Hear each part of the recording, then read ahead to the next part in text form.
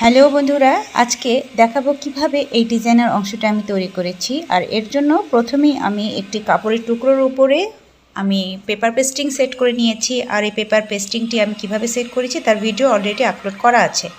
আমি এখানে কাপড়টিকে বাড়তি কাপড়টুকে কেটে ফেলে দিচ্ছি। 1/2 ইঞ্চি পরিমাণ কাপড় দুই সাইডে রেখে নিয়েছি। এবার এই পেপার পেস্টিংয়ের কাপড়টাকে আমি ভাঁজ করে নেব।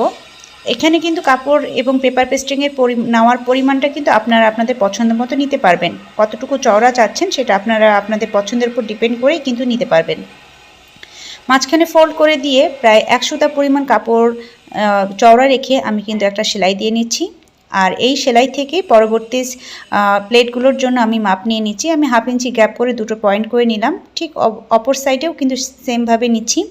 আর এই যে কাপড়ের লম্বা পাশে ঠিক অপর সাইডেই আমি সেমভাবেই কিন্তু দুটো 4টি পয়েন্ট করে নেব। এবার